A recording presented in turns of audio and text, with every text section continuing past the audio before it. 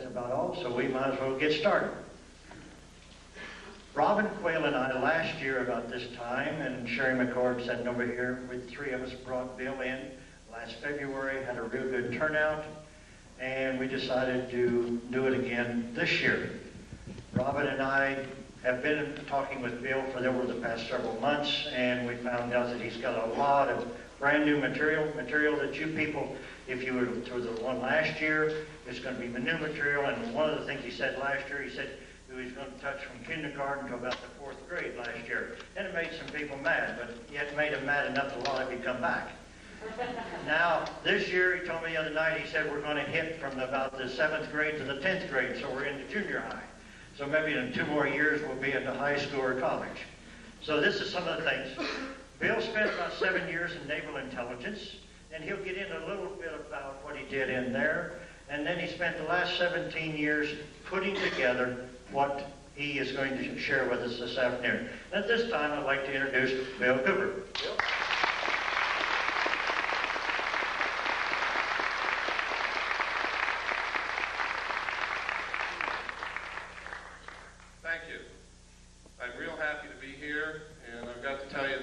Hospitality is wonderful. When they talk about Georgia peaches, they're not kidding. And probably the best breakfasts that you can get anywhere are down south. My mother was from North Carolina, from Charlotte. And I was raised on grits and all the good things. And it was funny, I didn't like it much when I was a kid. But now I can't get enough. Seems like we change over the years. And sometimes the poison becomes sweet. What I'm going to talk about today is a lot of how the sweetness has become poison. Just the opposite has been happening. But it doesn't have to be that way. We can change it. I'd like to know, how many of you are here from out of state? Good, excellent. We try very hard to notify everybody that we have an address on anywhere around any state that I'm going to be in, and I see that people are appreciating that. So we're not wasting our money on the postage.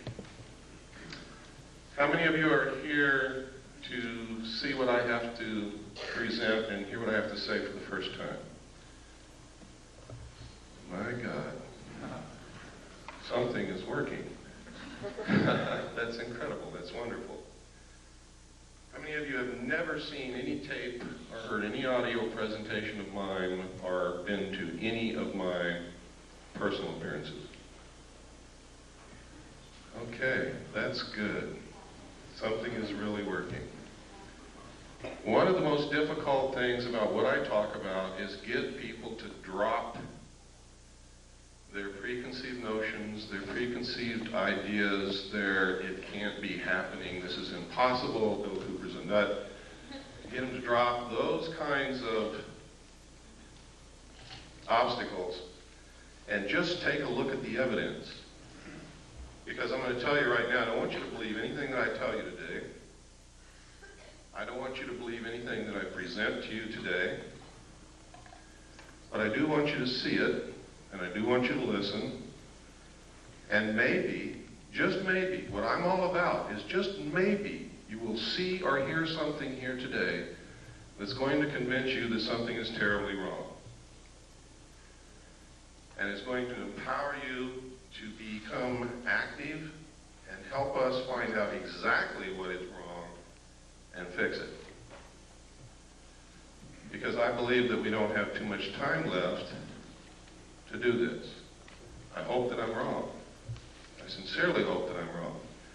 But I have to tell you, ladies and gentlemen, since I have begun telling the world what I know and what I've found in my research,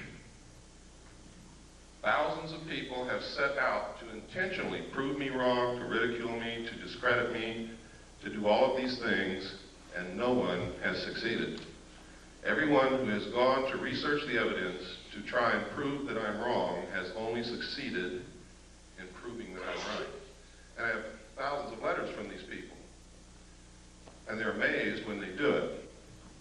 There are people here today who were at my presentation last year who I know didn't believe anything that I told them. They were very skeptical.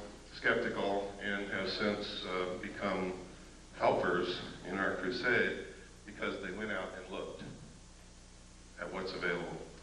Most of the evidence is in the public domain. It's there for anyone to find. That's where I found it. That's not how I got started on it, but that's where I found everything that I'm going to show you today, most of what I'm going to talk about. There is also a lot of deception. There is layer and layer upon layer upon layer of misinformation, disinformation, just plain old ordinary bullshit, and a lot of other things to get in your way. So wading through that can sometimes be difficult. You have to use your gut feeling, you have to use your common sense, you have to dig. But it's important that you learn to do that. For those of you who are here for the first time today, let me give you some background on who I am so that I won't be some mysterious character up here rattling off information which may or may not be true. I was reared in a military family. My father was a command pilot in the United States Air Force. He is a retired lieutenant colonel. He lives in the state of Texas now. A command pilot means that he literally has flown aircraft for thousands of hours and he's still alive.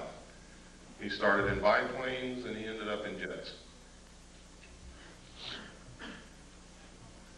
When I was a child, I can remember, I think I've scrambled through every airplane that the Air Force and the Army Air Force ever had when I was a child. My dad used to take me out to the flight line to see these planes. I've flown in many of them. I used to eavesdrop on the pilots when they sat around the kitchen table, talked about UFOs and Foo Fighters and dogfights and things that went wrong with their airplanes and everything that you can think of, until they would get sick of me and my brother and sister and send us out in the yard to play. And then we would play what we heard. When I left home, also I was reared all over the world. We lived on Air Force bases in foreign countries. When I left home, I went into the Air Force. I was in the Strategic Air Command. I worked on B-52 bombers, KC-135 refueling aircraft, and Minuteman missiles as an aircraft and missile hydraulic technician. In the Air Force, of course, you have to understand I was a young man at that time. Went in when I was 18. I spent 4 years in. I got out when I was 22.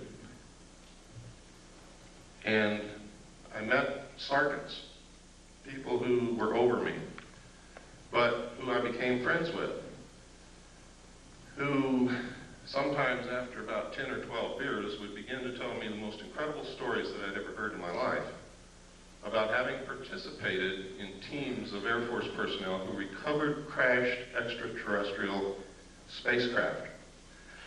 Now you gotta understand, if they'd already had 10 or 12 beers, so had I. That's the first thing you've got to know. Second, you have to understand that after 10 or 12 beers at the age of 21, I wasn't interested in extraterrestrial crashed spacecraft. I was interested at the girl at the other end of the bar. So I didn't pay too much attention to all of this, and you could never get these guys to talk about it when they were sober, and you still can't today. And in fact, today it's much more difficult because they have means that they have perfected of mind control and memory erasure, to where now some people who work in very top secret projects don't even know what they work on. They know that they go to work in the morning, they get off of work and go home, they don't remember anything that they did all day. The technology for this is well documented, it's in the public domain also, and it's one way that they've figured out how to keep projects secret. If you don't believe that the military can keep things secret, consider this. You just recently heard of the stealth fighter for the first time. This is 1991. I think the first mention of it publicly was in 1990. Did anyone hear of the stealth fighter before 1990? What year did you hear? Early 80s. Early 80s? Would anybody like to venture a guess on on when the first flight of the stealth fighter took place?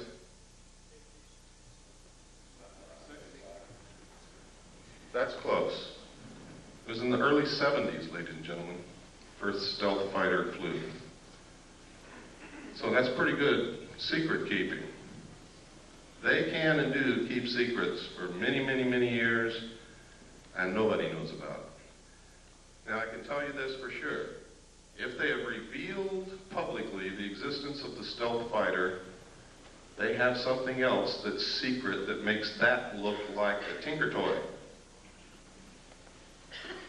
That's the way these things go. When I left the Air Force, I went into the United States Navy. I had originally wanted to go into the Navy. I love the ocean. I love ships. I love the water. I was a wonderful swimmer. I only had one problem. I got terribly seasick when I just looked at a boat. So that's why I really went into the Air Force. But when I left the Air Force, it had not satisfied my sense of adventure. I still love the ocean. I still wanted to go in the Navy, so I did. And I volunteered for submarines. I was stationed aboard the USS Tyru, SS-416, stationed at the Pearl Harbor submarine base. It was an old World War II diesel boat. When I reported aboard, it was in the shipyard and had been cut in half. And you could imagine my chagrin, being new to the Navy and standing on the edge of a dry dock looking at a submarine cut cleanly in half, knowing that I'm going to have to go underwater on this thing. I really didn't like the thought of that. Everything was rusty. Everybody was welding everywhere. It looked like a dead grasshopper covered with ants. Well, what they did was they inserted a 12-foot section, which became a pretty sophisticated sonar facility, compartment, and put 3 domes on the deck so that we could triangulate targets. And when this was done, we could actually compete with some of the best nuclear submarines in being able to track and kill a target. In fact, I remember thinking at times how easy it was to detect submarines and keep them from getting near an aircraft carrier, and then becoming a crew member on this submarine and surfacing within 100 yards of a carrier, not having been detected until we broke water. Now, to me, that was incredible, because that meant that that carrier was dead. I mean, if it had been wartime, we could have sunk that carrier very easily. I was acquainted with the state-of-the-art of aircraft technology. I was acquainted with not the state-of-the-art, but I knew what it took to go underwater and survive. It was while on this submarine as the port lookout on the transit between the Portland-Seattle area. We had been up there for the Rose Festival as a showboat, really. People came down and toured through the sub. And we met a lot of girls and had some really neat dates, and then we left. And about 1/3 of the way back from the Portland-Seattle area to Pearl Harbor, I was the port lookout. We were on the surface doing about 10 knots when off the port bow, I saw, and I was the only one that saw it, a huge flying disc the size of an aircraft carrier come up out of the water, tumble on its axis, and disappear into the clouds. Well, needless to say, I was stunned, literally speechless. I started to say something, we couldn't talk. Nobody else had seen it, and I knew that they weren't about to believe what I had seen if I told them. And it scared me a little bit too, because I had never believed in these things, even though I had heard stories about them all my life. And I didn't see your little run-of-the-mill 30-foot flying saucer. I saw something as big as an aircraft carrier. But I had a duty to report this because it could have meant a danger to the vessel. My duty was to the vessel and to the crew. But I wasn't about to tell the officer of the deck that I'd seen the flying saucer.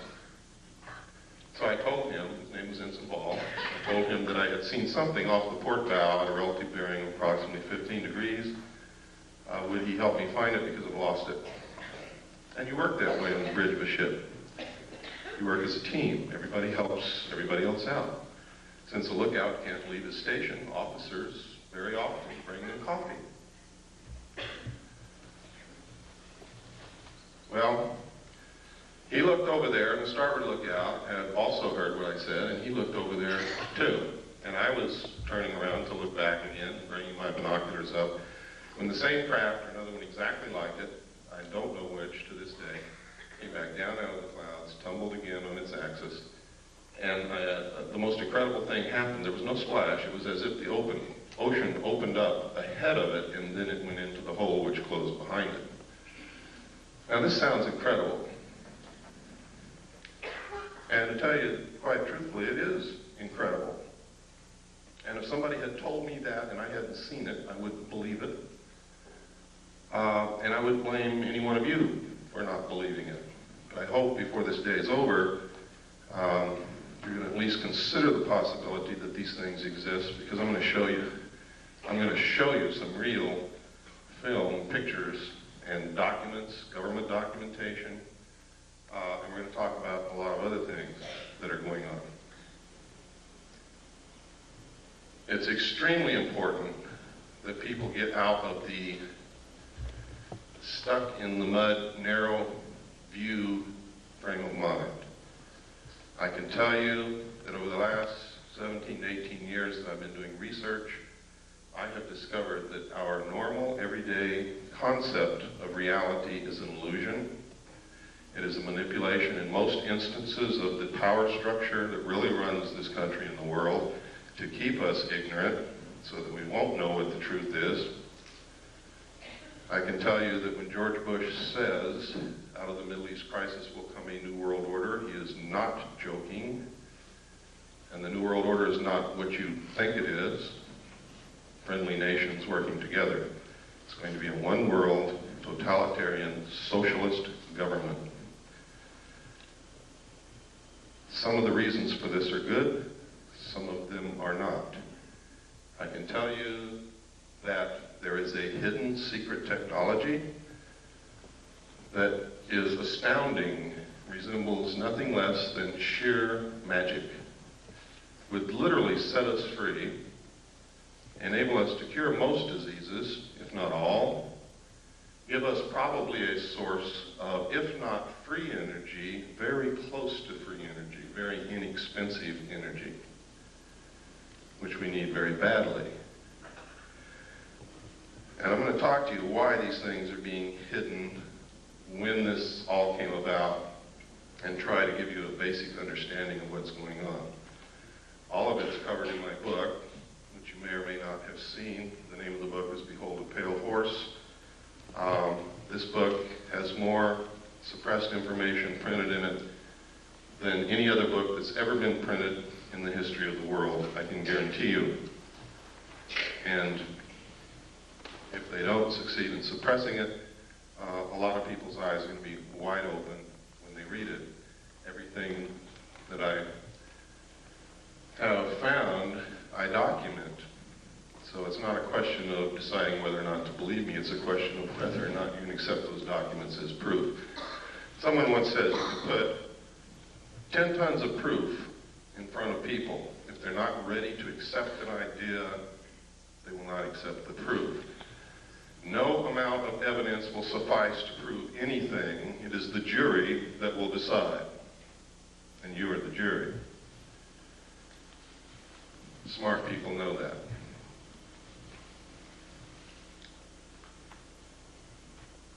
After having gone through this experience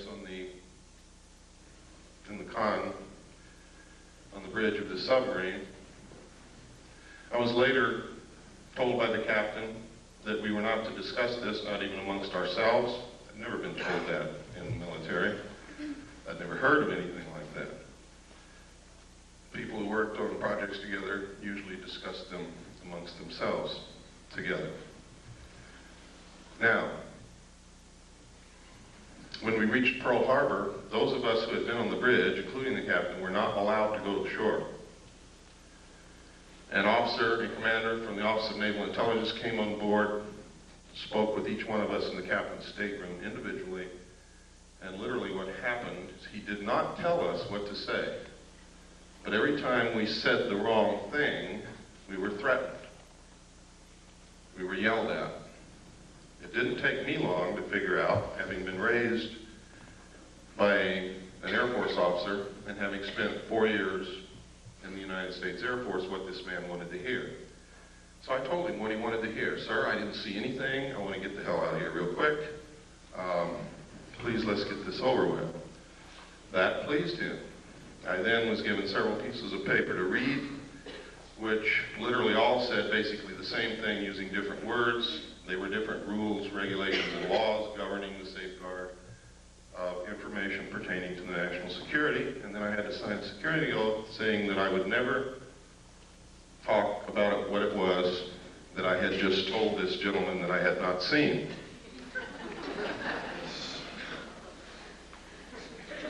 And then I was allowed to go. Later I was selected and trained for Naval Security and Intelligence. I was given a secondary NEC of 9545, which is Internal Security Specialist. My job was to safeguard, control classified information, secure perimeters, buildings, naval installations, detect bugging devices, all of these things. I was specifically trained to conduct Pacific Area intelligence briefings. And then after all this training, I was sent to Vietnam and made a patrol boat captain for Naval Security and Intelligence. I was attached to Camp Carter, which was the headquarters of Naval Intelligence and I-Corps. I was then sent to a division of Naval Intelligence, which was the Da Nang Harbor Patrol. I was given a crew, a patrol boat, and a lot of weapons and ammunition, and they turned me loose. And that was crazy, because I was a young man that didn't know what the hell I was doing. But I did okay, thank God. Some others didn't. Later, I was transferred up to the Dong Ha River Security Group, which was another division of Camp Carter Naval Intelligence. And my job there was to patrol the river, make friends with the people along the banks, gather intelligence, and maintain the safety and security of the river.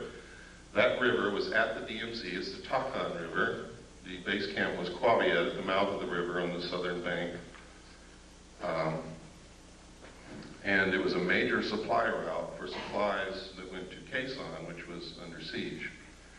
While there, I learned that there was significant UFO activity in Vietnam. A lot of it. Why? I don't know. There were rumors flying everywhere. We heard stories of enemy troops firing at UFOs, our side firing at UFOs, UFOs flashing back with blue lights that did crazy things, the same things that you hear happening today. I know of one instance for a fact that after UFOs hovered above a South Vietnamese village all night, the next morning there was not a living soul in that village. Don't ask me where they went because I haven't got the slightest idea. But it's incredible. We were told that any UFO information that we sent in dispatches, messages, or discussed over the radio, we were to use the code word enemy helicopter activity. And that's what we did. The enemy had no helicopters in Vietnam, period. So anything you see in the history of Vietnam that refers to enemy helicopter activity is in fact referring to UFO activity, unidentified flying objects. When I left Vietnam, I was sent to the USS Charles Berry DE-1035 for a short period with NIS Naval Investigative Service to conduct an investigation on board that vessel. 3 months later, I left, was transferred to the staff of the Commander-in-Chief of the United States Pacific Fleet, who at that time was Admiral Bernard Clary, and was specifically attached to his intelligence briefing team. I also stood watches. In the Navy, you have a primary job. Some people don't know this, so let me explain it. In the Navy, you have a primary job, which you do. You also have to stand additional duty, which is called watches in the Navy.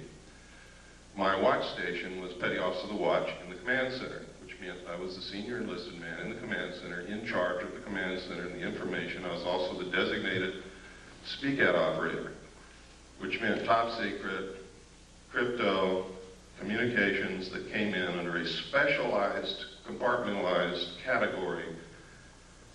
I was the only one on watch who was allowed to handle that information and direct it to the specific place where it was to go.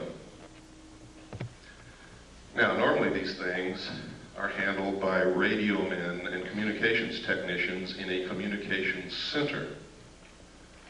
But in a command center where they have to have information instantly, everything that goes to the communications center also comes to the command center, so that there is not a delay in important information, urgent information getting to the right people who have to make command decisions.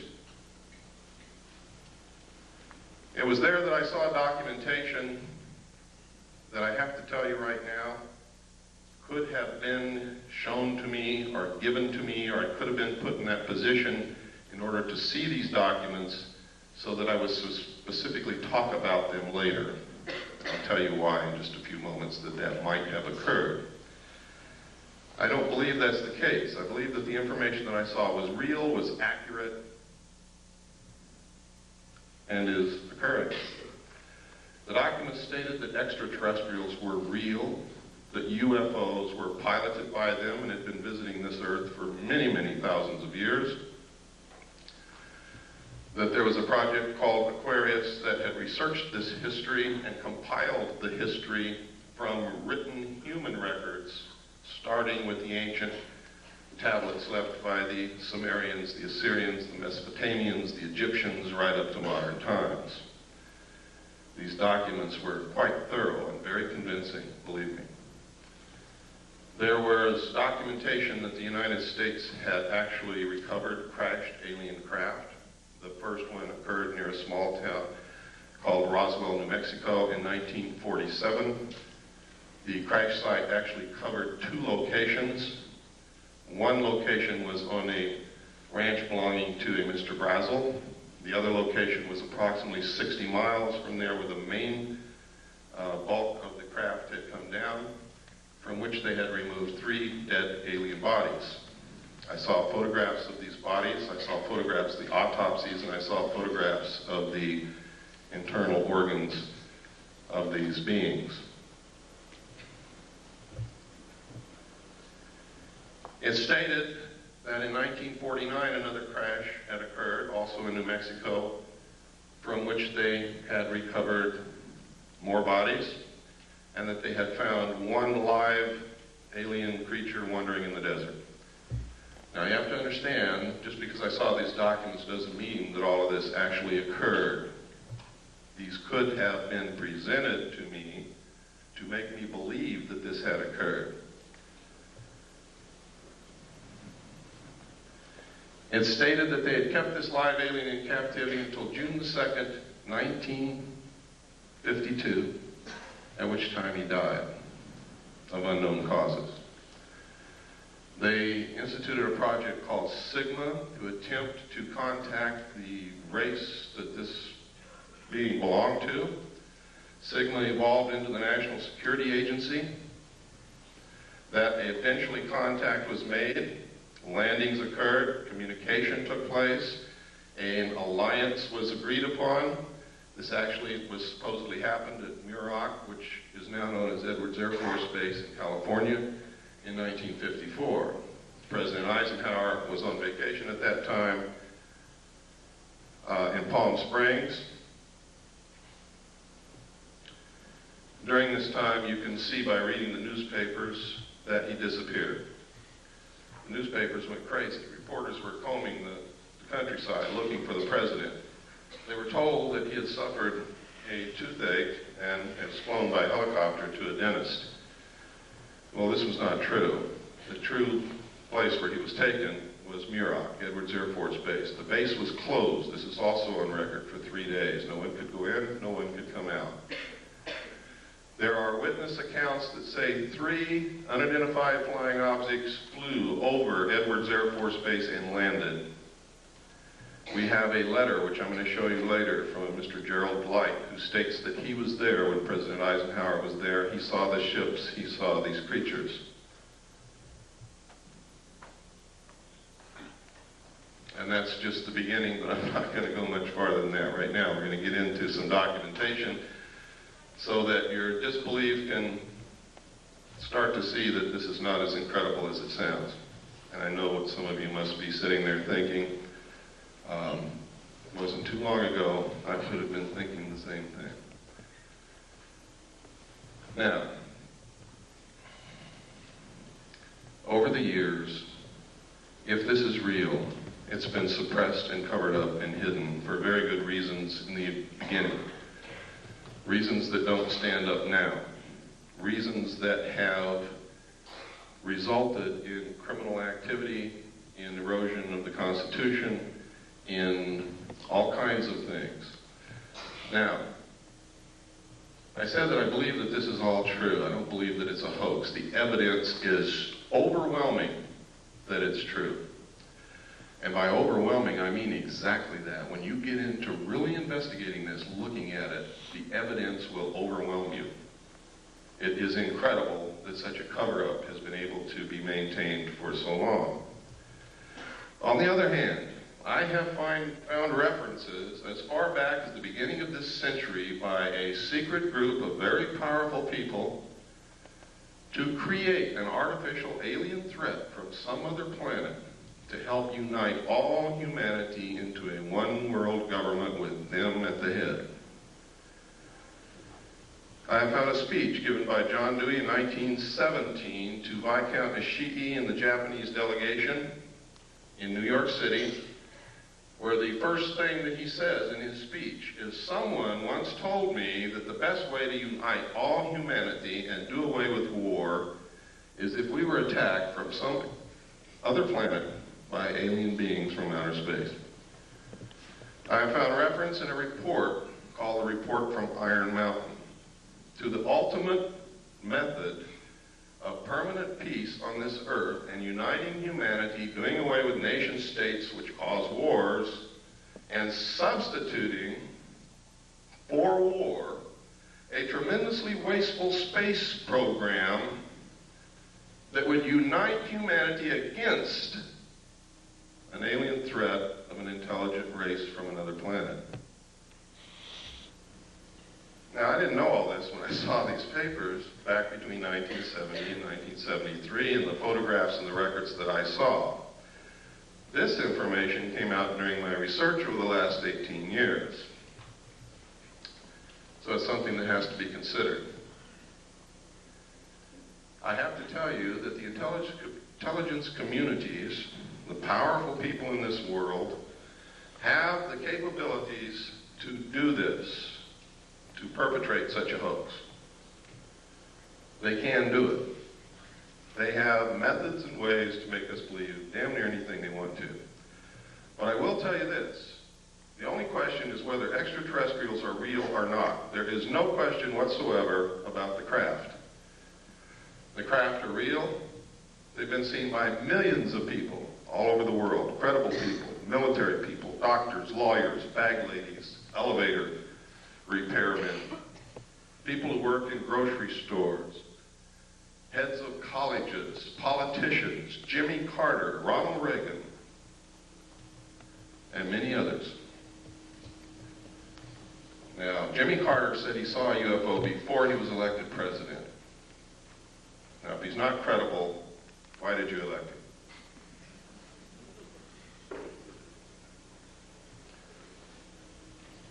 If we can send a man to the gas chamber or the electric chair on the testimony of two witnesses in court, why won't you believe millions of people who are telling you that they have seen these craft flying in the air, that they're metal, that they are intelligently guided, that they are real, and that they demonstrate a technology beyond anything that we know of publicly anyway? I can tell you that we have this technology in the United States. It is being flown in an area called Area 51, Groom Dry Lake, in the Nevada Test Range in the state of Nevada. I have seen it fly. Many other people have seen it fly. I have a photograph of it in my book. I also have a drawing given to me by one of the people who have been there and touched it and seen it. The drawing matches the craft in flight exactly. I'm also going to show you a videotape of another craft, what they call a cigar-shaped craft, above the test site here in just a few moments. So, when you hear people talking about secret weapons, when you see the stealth fighter unveiled,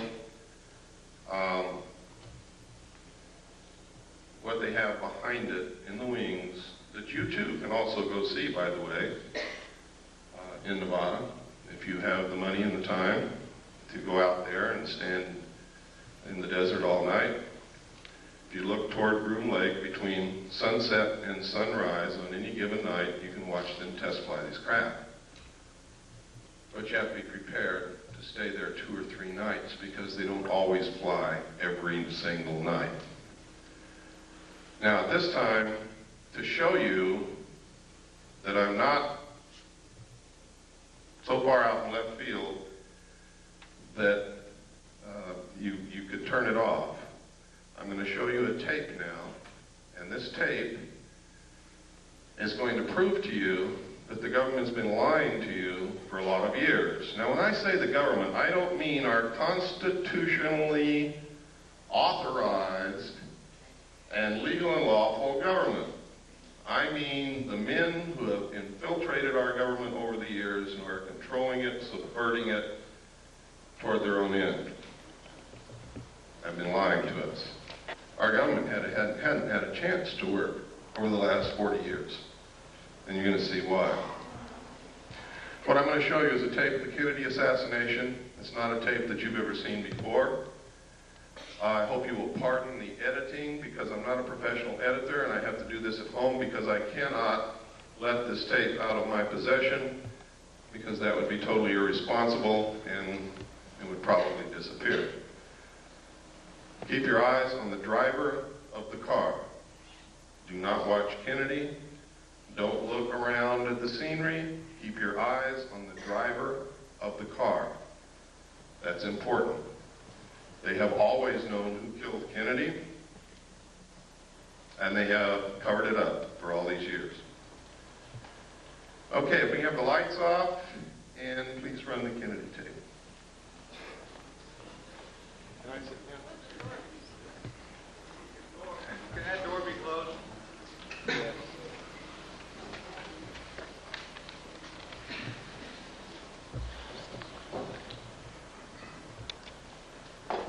None.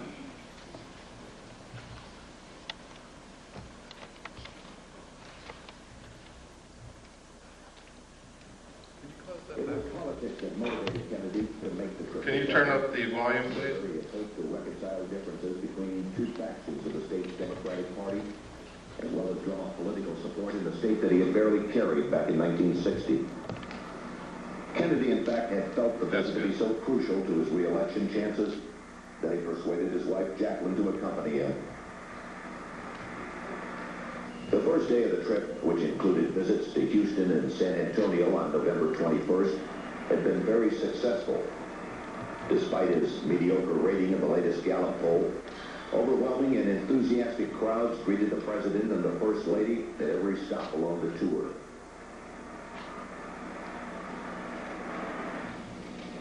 Late in the morning of Friday, November 22nd, the presidential party arrived at Dallas's Love Field, where the president was again met by a large and exuberant crowd. After taking time out to shake hands, the Kennedys, along with Texas Governor John Connally and his wife Nellie, stepped into a waiting limousine which would take them through the downtown district on the way to the city's Trade Mart, where the president was to give a luncheon speech. As the motorcade made its way through the streets of Dallas, it was obvious that Kennedy's trip was a tremendous success.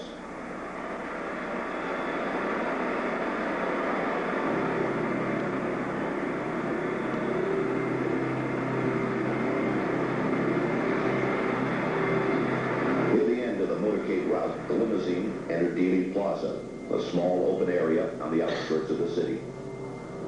After turning right onto Houston Street, the president's car traveled one short block and then turned very sharply left onto Elm Street, where it passed beneath the Texas School Book Depository. It was 12:30 p.m. Central Standard Time. At this point, Abraham Zapruder, a Dallas clothing manufacturer who watched the motorcade from atop a grassy slope to the west of the book depository, turned on his 8mm Bell & Howell movie camera. Focusing his telephoto lens on the president, Zapruder captured the most shocking and sensational piece of film in history.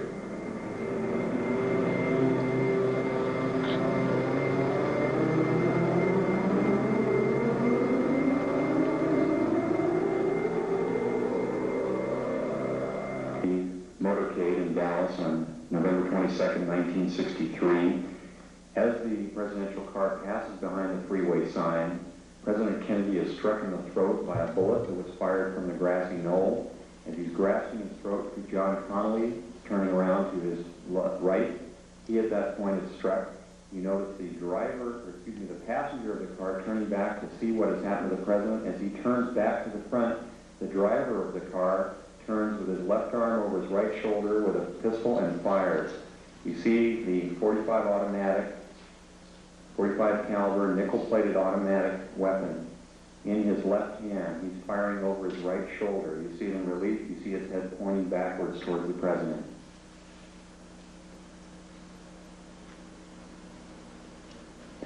In this enhanced close-up, you see the impact of the bullet upon the president.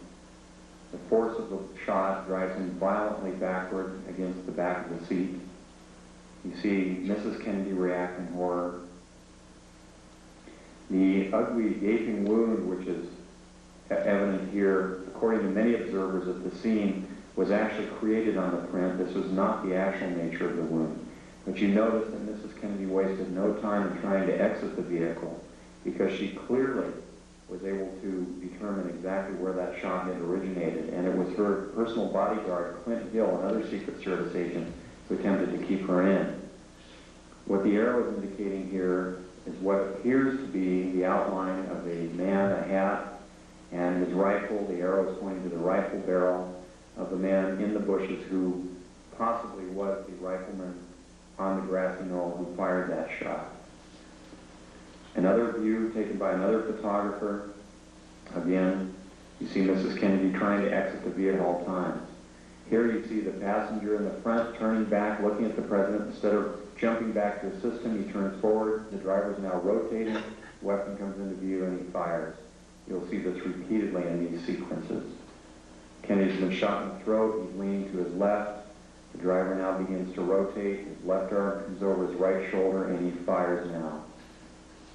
Again, you see the driver rotate. You see the weapon come into view. He's rotating again. The weapon is in view. He fires. You can clearly see his head turning and his arm and the weapon extending into view over his right shoulder.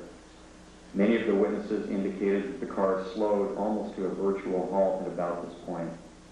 And here in the normal version, you see how much more quickly it is speeded up. It's much harder to determine. Many of the people who asked the question why Jackie Kennedy did not.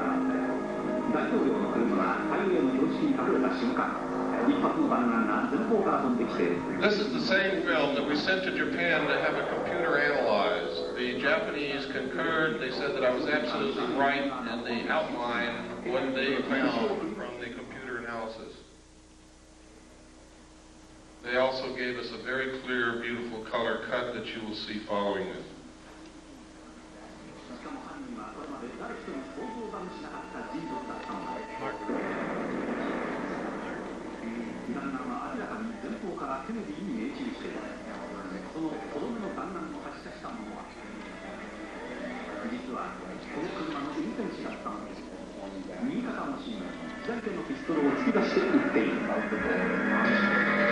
一発目で喉を撃ち抜かれたケネディはこの兵士のピストルで即死したと思われる。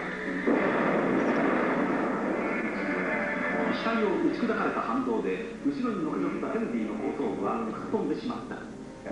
目の前で真犯人を目撃してしまったジャクリーン夫人は自分の身の危険を悟って車から逃がそうとした。だがすぐ後ろからつけてきたシークレットサービスによって押し戻されレンジに逃げるチャンスを失ってしまった。この茂みの中に一発目の弾丸を発射した真犯人が映っている。登山帽をかぶりライフルを構えているのがわかる。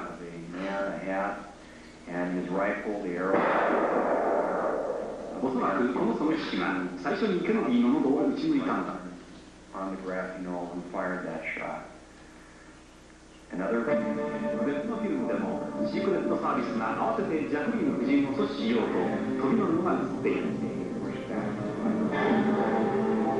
ここで決定的な瞬間をより鮮明なフィルムで見て画面右端の運転手が振り向き片腰にピストルで撃つのが見える。画面の右端に見える運転手の動作に注意すると分かる。ハンドルを握った右腕越しに左手でピストルを突き出している。もう一度見てみよう。間もなく運転手の頭が後ろを振り向くと同時に肩のところに白く光るピストルが出てくるのが見える。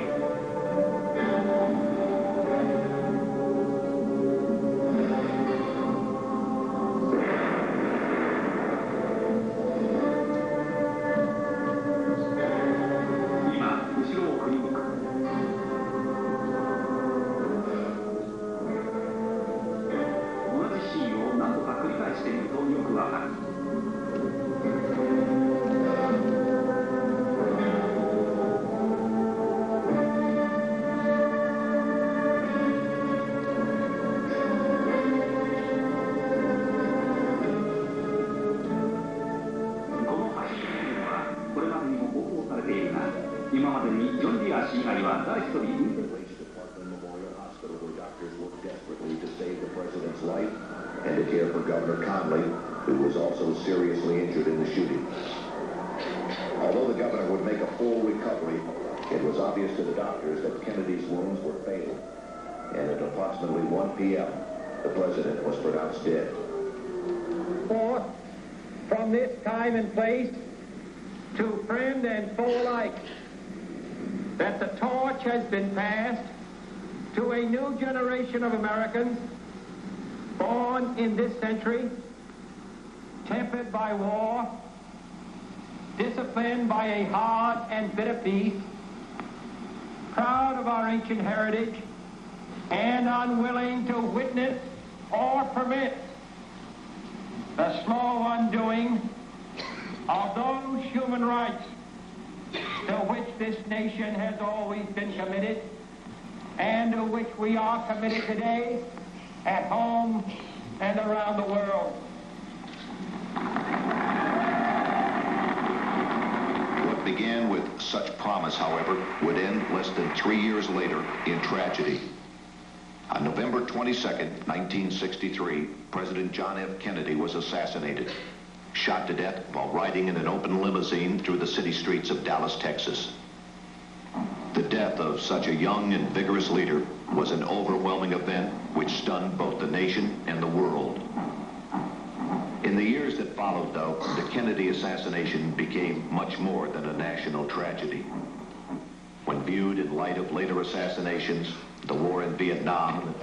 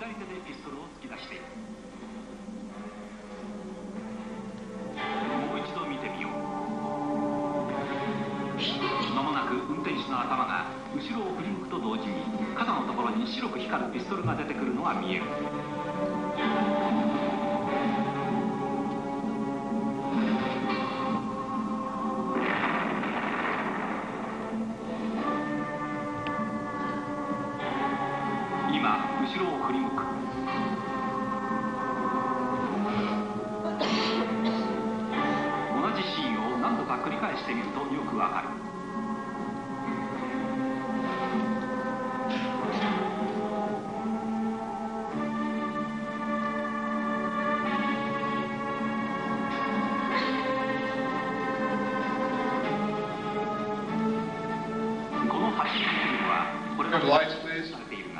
今までにジョン・ディア氏以外は誰一人運転手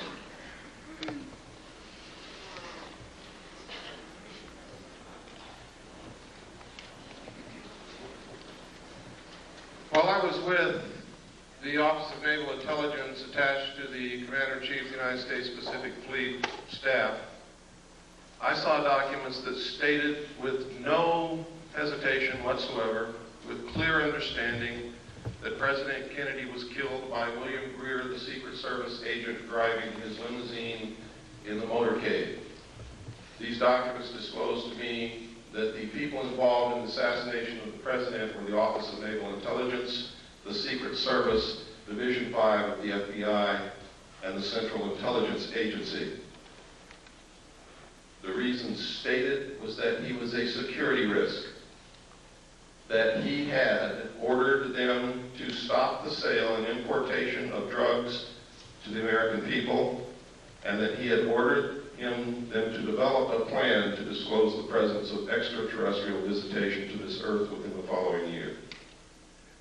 He had also ordered a printing of legally constitutional silver-backed money, which is not in the best interest of the world bankers or the power structure or the Federal Reserve, which is not an agency of the federal government, but is a private corporation run, and the stock is held and owned by bankers, most of whom are European bankers controlled by the House of Rothschild. They pay no taxes on the national debt that we pay them and the money that they earn from the interest. So they were dead set against the printing of this money. Kennedy had also discovered what the CIA had been doing for many years. You see, being president, you get to open a lot of drawers that nobody usually gets to open. And he had informed the CIA that he had intended, and he said this publicly, by the way, that he intended to disband the CIA and scatter it in 1,000 different directions. So you see, he made some pretty big enemies. And there were some pretty powerful people who thought that he needed to be killed. Many of you saw this and found this out for the first time today. How many of you are upset by this? I am. I have been, ever since I saw those documents, I've been terribly upset. In fact, in my book, I enclose parts of my service record in the appendix. You can see the exact day that I found out that the Office of Naval Intelligence was involved in the assassination of President Kennedy. I went over the hill with no intention of coming back. It was my good friend Robert Swan who talked me into returning so that I can do what I'm doing today. He said, Bill, you can't help anybody if you're in jail, and that's where you're going if you don't go back. So I went back after 8 days. But you can see the exact day in 1971 when I saw the document that told me who killed President Kennedy. Let's take about a 5-minute break. Let's take a 10-minute break.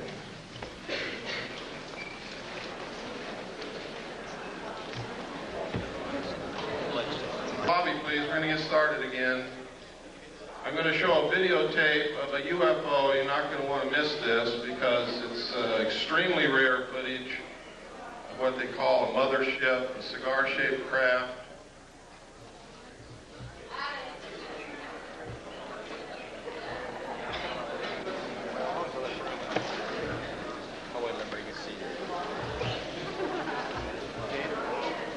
Close that door. Sure.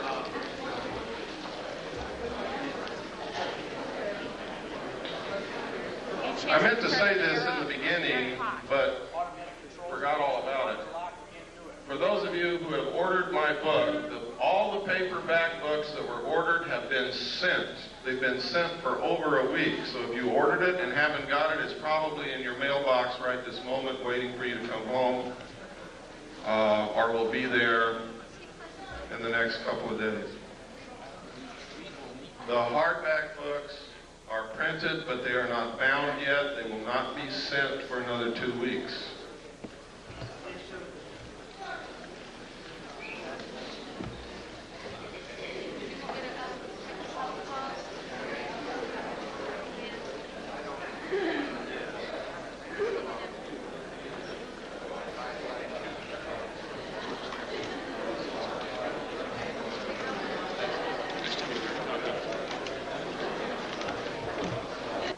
And needs to be gotten to the bottom very quickly. And that is that some people are coming forward and telling us that they're being abducted by alien beings and taken aboard their spacecraft. They're literally helpless. They can't move. Their clothes are taken off. They're given medical examinations. Some people are operated upon. Samples of their tissue is taken. Sometimes sperm and ova is harvested. Sometimes females are impregnated. It's all medical fact that these things are happening. It is not a joke. The only question is, was it really aliens and were they really taken into a spacecraft, or did something else happen and this is a planted story that's been put in their mind to disguise it? You see, this is a classic thing that they do in brainwashing. If they want to cover something up, they just put a different memory in your mind. Now that sounds difficult, sounds impossible, but if you go read the books that have been published by people who have participated in mind control experimentation, and the documents that have been released under the Freedom of Information Act, this is not a joke. They can do it, have done it, and will do it again in the future. Now, if this is a hoax, if it's the biggest hoax that's ever been perpetrated in the history of the world in order to create an alien threat from outer space in the consciousness of humanity so that we'll accept the elimination of the sovereignty of nations, the destruction of our Constitution, and will accept a one-world government wherein we may not have the freedoms that we have now in order to face this alien threat together as one humanity. If it's a hoax, that means we're being manipulated on the grandest scale in history, that people are being hurt, that their minds are being screwed with. And if this is happening, we have to find out if it's really happening. We have to be able to gather enough facts to prove it, and we've got to stop it. If, on the other hand, these are really extraterrestrials that are doing these things, we have to find out why. Because these people are being implanted with very small devices, about the size of a small BB, that are literally microchips in the brain.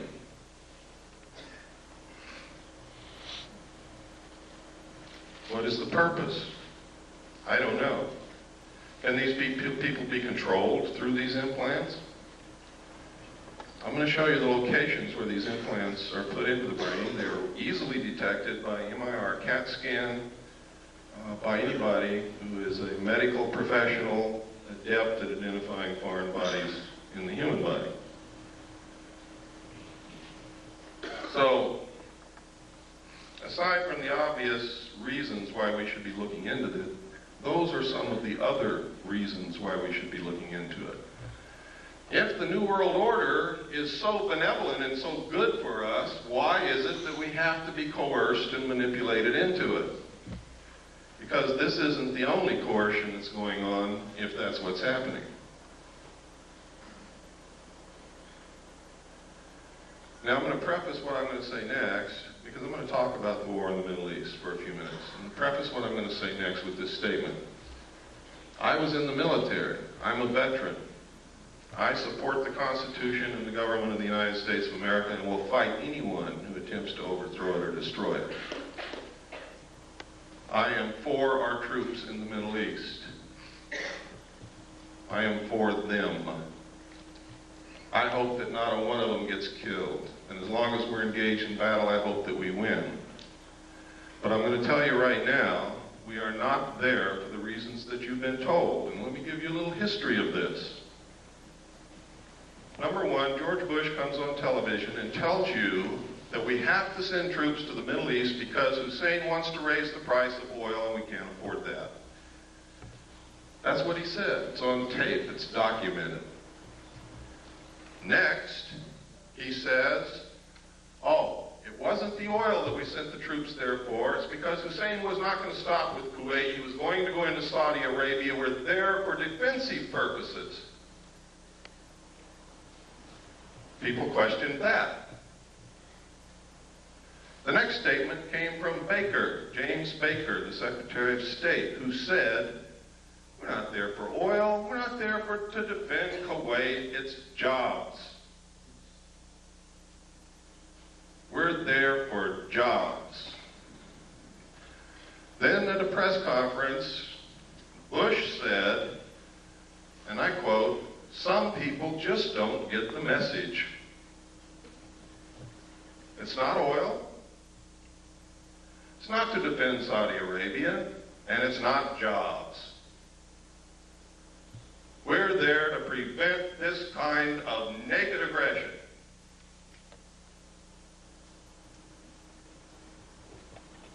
Now, I submit to you that if the President of the United States and the Secretary of State don't know why the hell we're there, and they change their mind every minute, that none of the above is true. The truth is, a legal precedent has to be established that says that the United Nations is the ruler of the world. It has to be a legal precedent that all nation states submit to the will of the United Nations and give up their sovereignty to the United Nations and submit to the rule of the law of the world, which is the United Nations Charter and the resolutions passed by the United Nations. And the United States military is acting as the police force for the United Nations to establish that legal precedent. And Bush has said on television, no nation can ever again stand against a world united. And if they try it, the same thing will happen to them. Margaret Thatcher was the last world leader who was opposed to the one world government, and she is no longer the Prime Minister of England because of that. I'm going to tell you now that the only obstacle to the New World Order coming together at this moment is the right of the American people to keep and bear arms. That is why there is such an effort to take your guns away from you. You see, the intent of the Second Amendment, the second article and amendment to the Constitution, was not so that we could go hunting. It was not to protect the possessions in your home or to protect you from burglars. The intent of our forefathers in establishing the second article and amendment to the Constitution was that as long as every American owned a weapon, whether they ever fired it or not, our government could never oppress us just with the knowledge that we all had that weapon in our closet. That's the reason. That's why every time you see a bill to take weapons away from the American people defeated in Congress, 4 more are introduced immediately. It's a never-ending battle. That's why they lie about the statistics. The truth is, in a town where everybody owns a weapon and everybody knows it, there is almost no crime.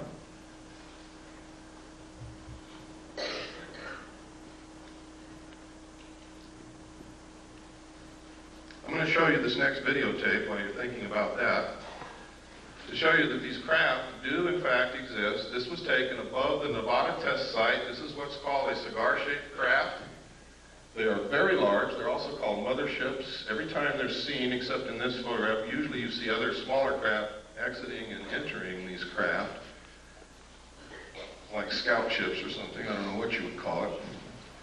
But it's absolutely incredible. This piece of footage you're going to see is so rare. I've only seen one other piece of film footage on this particular type of vehicle, and it wasn't even 1/3 as good as what you're going to see here. So what you're going to see is extremely rare, and you'll probably be a long time before you ever see any footage like this again. It's very difficult to get. Go ahead, there's no sound.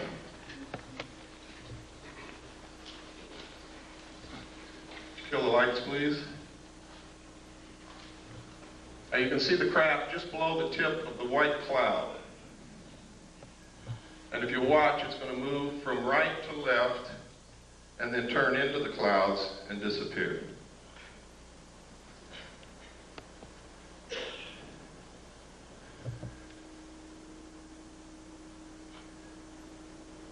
We were approximately 15 miles from that location when this footage was taken. Which means that what you're looking at there is approximately 2 to 3 miles in length.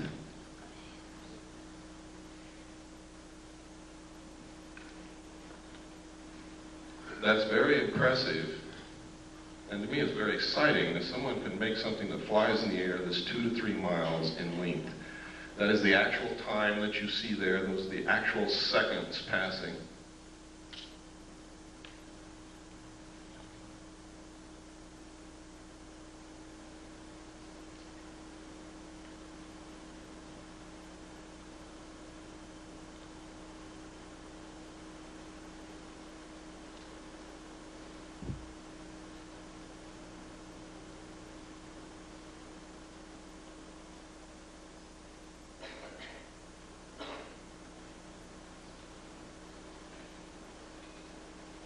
And it's almost gone now. Now it's into the cloud bank. You can stop the tape.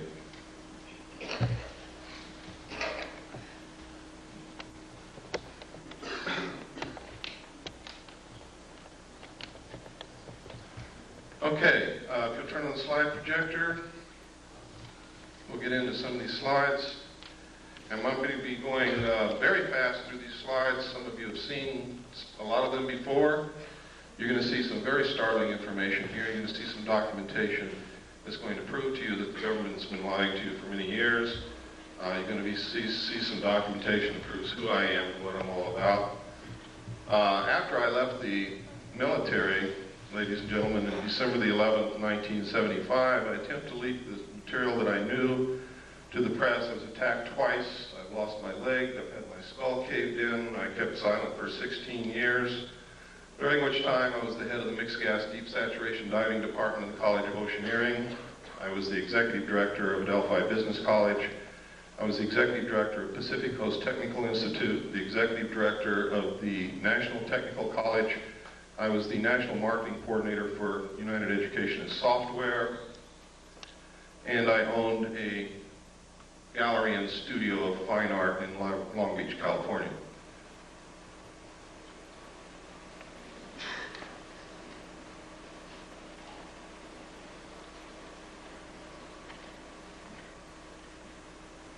Is it on? It's on. Maybe just go forward one.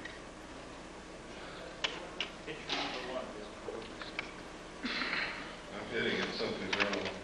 There we go. You want to go forward? That's the wrong. I want to go forward. There we go. Okay. This is a letter from Jim Joyner, who's the head of the Mixed Gas Deep Saturation Diving Department of the College of Oceaneering. And basically what he's saying in this letter is I worked for him, I was the head of the department, I was an instructor, and I'm a good guy.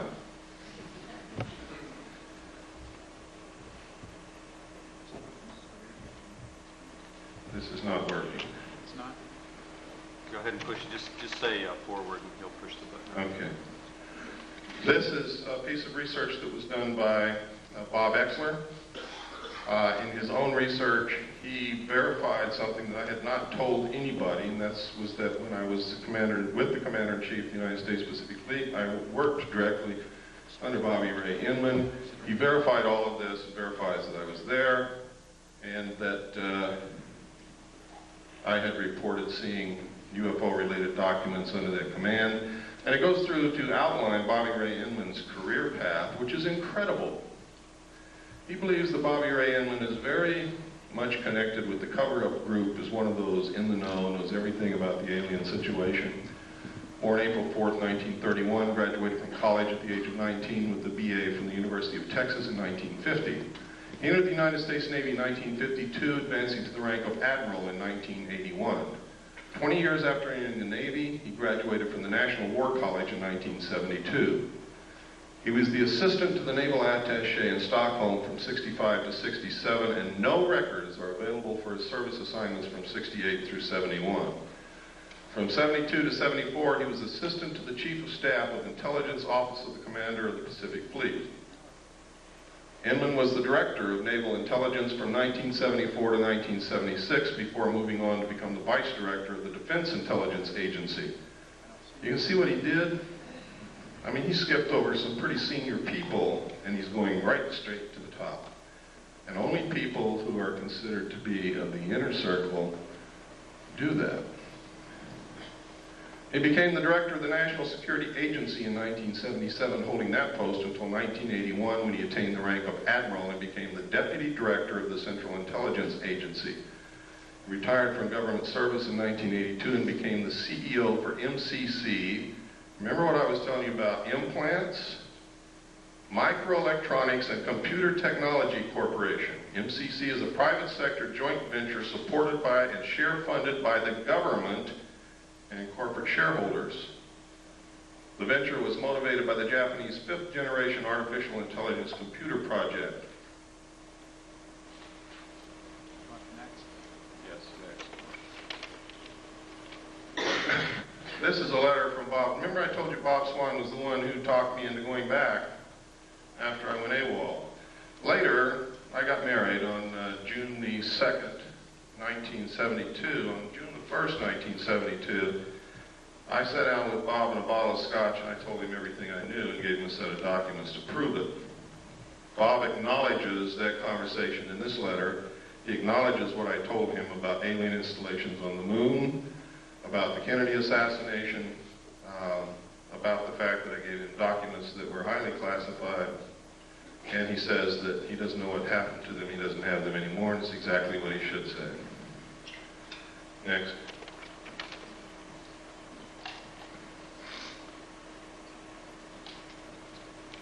And next. This is a document known as the Eisenhower Briefing Document. It was brought out by a research team of Moore, Chandray, and Friedman. William Moore, with Charles Berlitz, wrote a book called The Roswell Incident, which was the first legitimate work on the so-called crash of the flying saucer near Roswell, New Mexico in 1947. This document is a fraud, and I can prove it to you very easily. But it has a lot of truth in it. In fact, the document itself reads as if it were taken right out of Moore's book, The Roswell Incident. All of the designations on it are legitimate. Top secret and magic was the same designation given to the material that I saw when I was with Naval Intelligence. Magic means Magi controlled. Magi is the majority agency for joint intelligence, which reports only to a top secret group called Majesty 12, also known as Majority 12. It is made up of 19 members. There are 6 from government, 6 from the Executive Committee on the Council on Foreign Relations, 6 from the Jason Scientific Group administered by the MITRE Corporation and Dr. Edward Teller. This briefing document calls it Operation Majestic 12. The documents that I saw said that it was Operation Majority.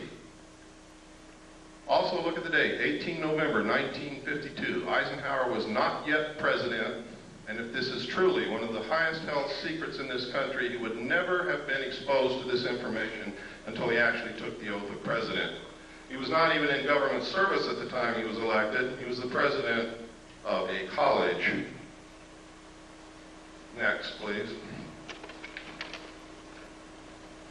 I can tell you that of those listed there, those names, Admiral Roscoe Hillenkoetter was the director of the CIA when this group was supposedly formed. If in fact it was formed at that time, he would have definitely been a member. Secretary James B. Forrestal, according to the documentation that I saw, was a member and was the man responsible for the operation of the recovery of the craft at Roswell, New Mexico.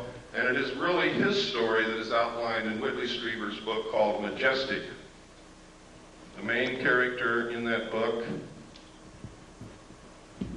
was an abductee, carried the bodies from the crash site to Los Alamos National Laboratory. In the documentation that I saw, that actually did happen to James B. Forrestal. Next slide, please. And next slide. We don't have time to go through every sentence and every paragraph, so I'm just going to hit the major points. Next. Next. On this page, you can see, without any doubt, that this document is a fraud. In enumeration of attachments, you'll see attachment A, special classified executive order number 092447 TS/EO. TS is top secret, EO is executive order. Executive orders are numbered consecutively from president to president, from executive order to executive order, no matter who occupies the White House, for the purpose of continuity and record keeping. Truman wrote executive orders in the 9,000 range. Eisenhower wrote executive orders in the 10,000 range, and so on and so forth.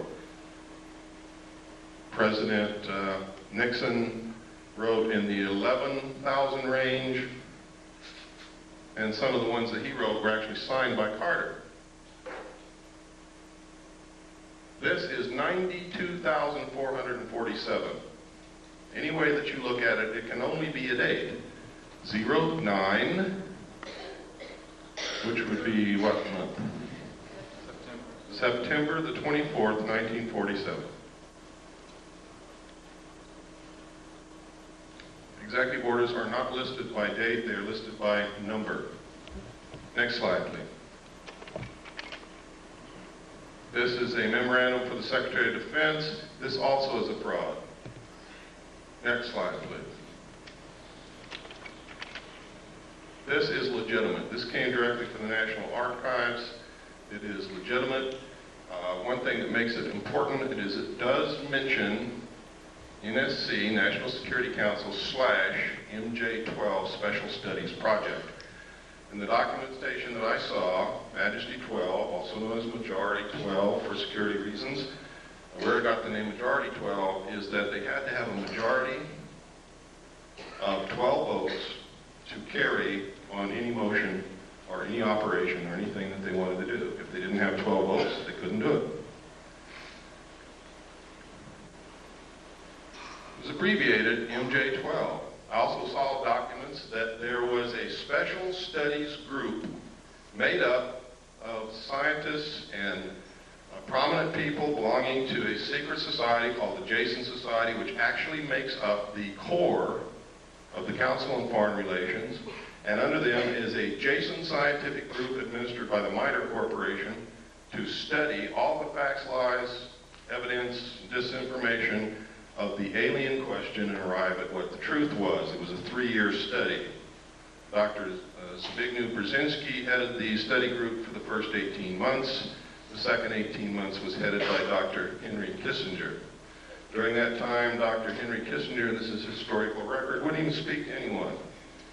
He was gone, get up early, he'd leave, he'd come back very late at night, didn't talk to anybody, didn't care about anybody. He was so engrossed in whatever he was doing that it was like he was living in another world. His wife actually divorced him for this. So it fits. If he was really studying the alien question, I think that's the only thing that I can think of that would engross me so much that I would neglect my wife. Something of such historical and monumental consequence as that. Next slide, please.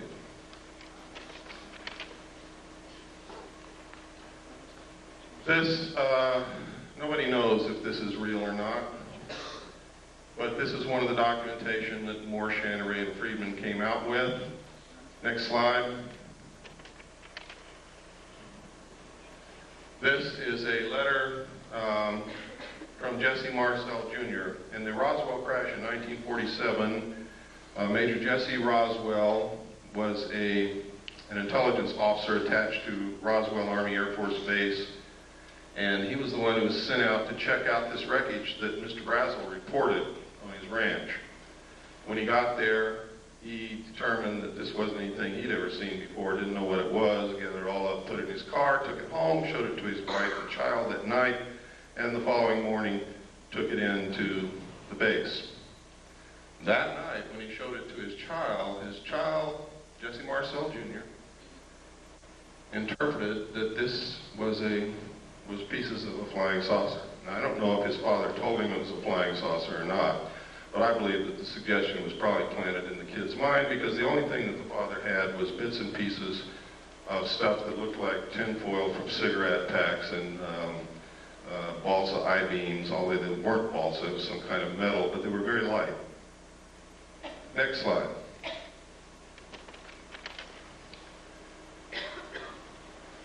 In this letter, he recounts that he saw the pieces and it wasn't the remains of any kind of aircraft that he knew of and that he thought it was a flying saucer. Next slide. This is the results of an interview from Jesse Marcel himself, the father.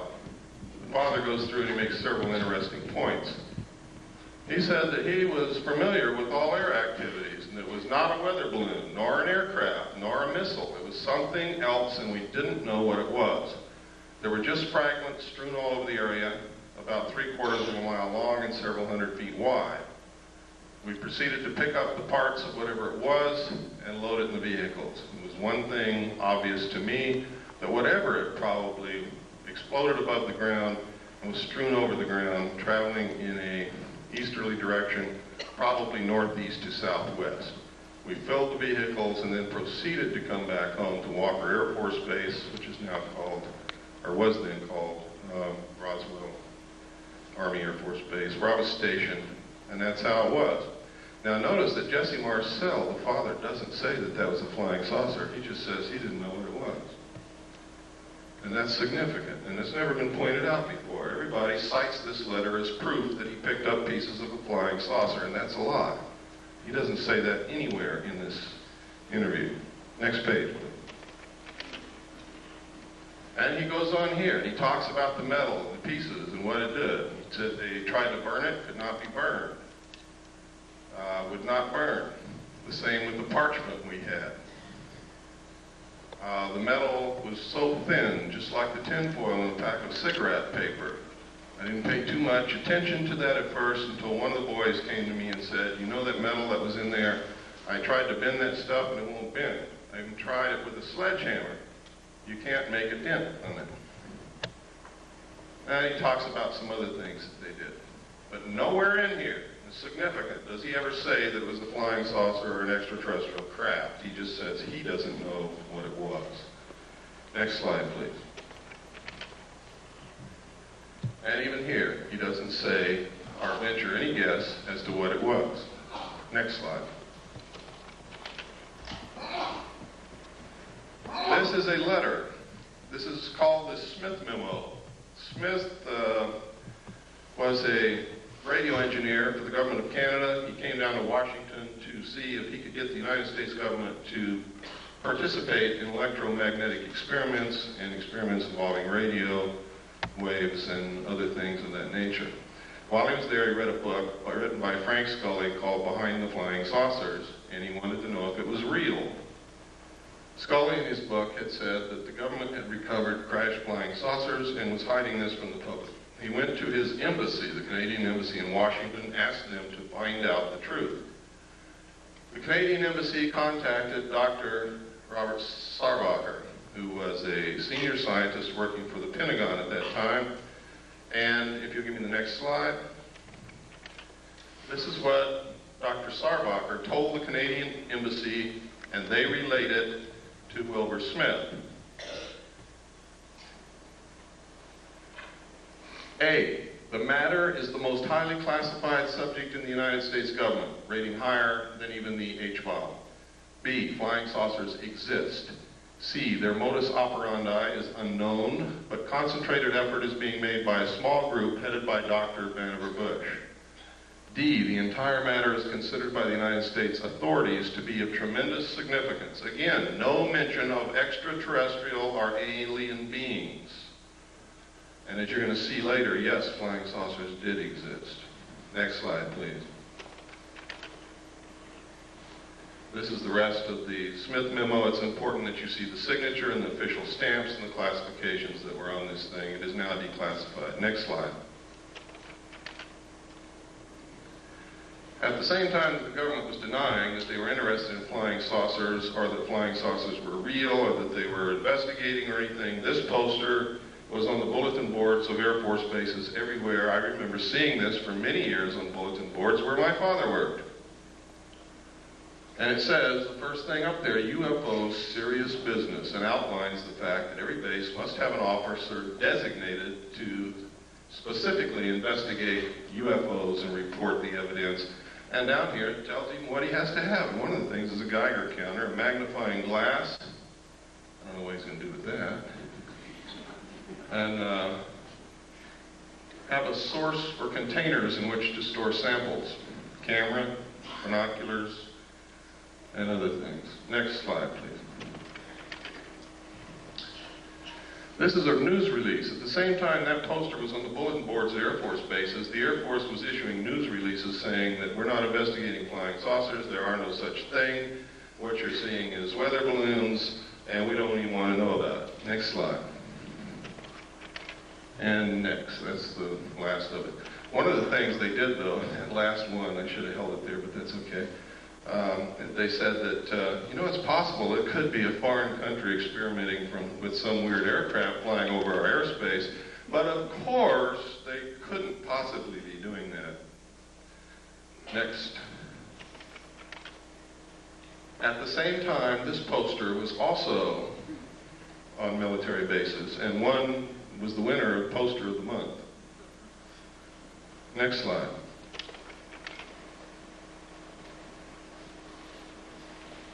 These are cows.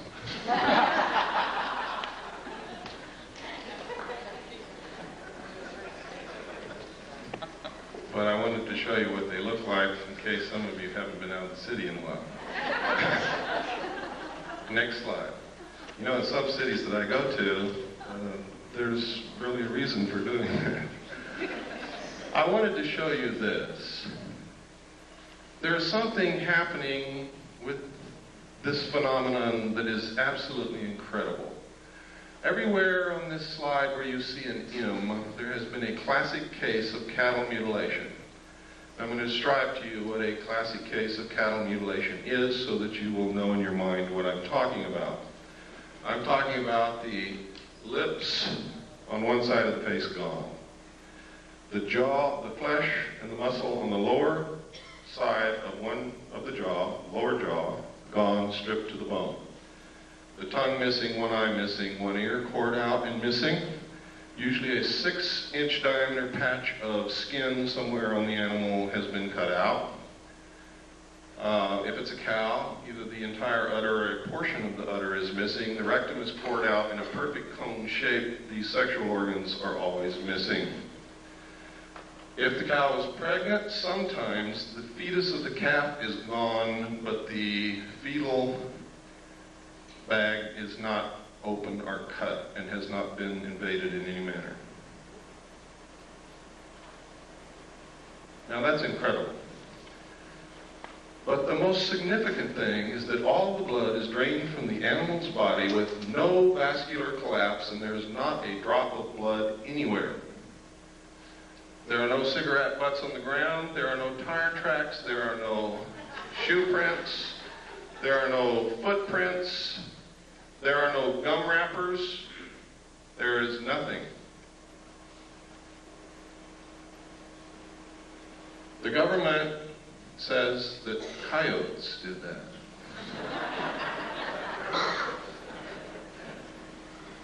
Now, I'm not going to pretend that I know who or what it was, but I do know one thing, it wasn't coyotes.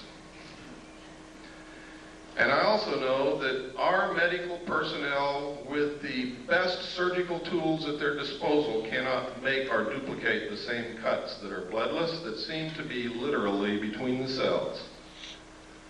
There is no blood in any of the wounds. There are always 2 holes on the neck of the animal. Now, we got very curious about why would these specific parts of the animals be missing? And we came up with some things that are very interesting. Dust collects in the ear. Things that float around in the atmosphere collect in the ear. The lips touch the grass and the earth, so does the lower jaw. The eyes exposed to the atmosphere. The rectum is where most of the heavy impurities, the things that cannot be digested, that are poison to the system, collect, and that's why people get rectum cancer and colon cancer from these things. The sexual organs, which show genetic damage. And where does radioactivity show up first in a mammal? In the milk. So then we got very interested in where these mutilations occurred, what time of year, which way was the wind blowing, and what was upwind from these locations, and we found in every single instance there was a nuclear site of some kind, a power plant, a weapons base, a weapons storage installation, weapons manufacturing plant, a testing area, missile stockpile, uranium mines, and tailing piles, waste disposal areas. In every single instance were upwind from these sites. From that, I deduce that whoever is doing it is trying to find out how much radiation has leaked into the atmosphere, the food chain, and the groundwater, and what is it doing to the living mammals in its path. The fact that they leave these carcasses laying out there is an act of terrorism. Literally. I mean, if you want to check for something in these animals, that's fine. But there's no reason why you couldn't take it somewhere else, chop it up, dispose of it, or eat it, or whatever. Why is it being left on the ground? That's an act of terrorism. It's done intentionally to scare people. Why? Maybe to create an alien threat from outer space. Maybe because aliens don't eat beef.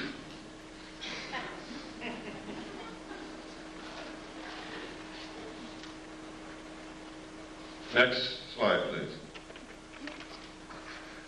Sometimes these are seen in the sky over the areas where these things occur. Next.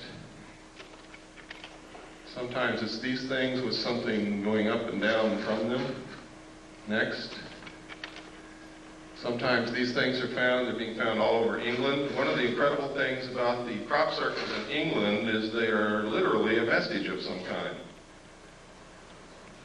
There's a book called The Father of Lies. In the back of that book, it gives an example of the cipher that the secret societies used in ancient times to communicate with their members so that people who were not initiates would not learn the secrets of the society.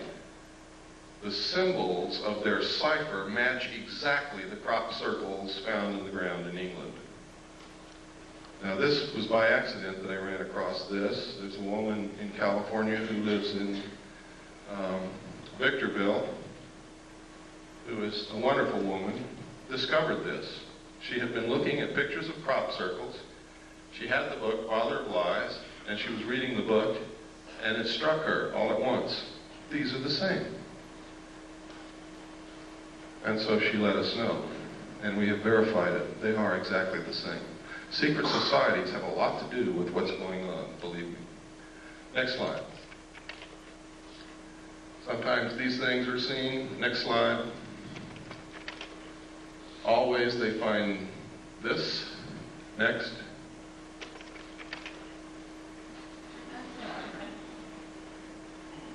Then we got to wondering, gosh, all through history there's records of people and animals being found with the blood sucked out of them. Is this the source of the vampire legends? Back through history, we have found that there are accounts of animals and humans who have been mutilated in this classic manner. Next slide, please. This is some of the information a man by the name of Bill English has released. It is some of the exact information that I saw while I was in naval intelligence. He was working as he was working in England at a national security agency, listening post really, and he saw the same documents there. Next slide. This is UFO observer's instruction sheet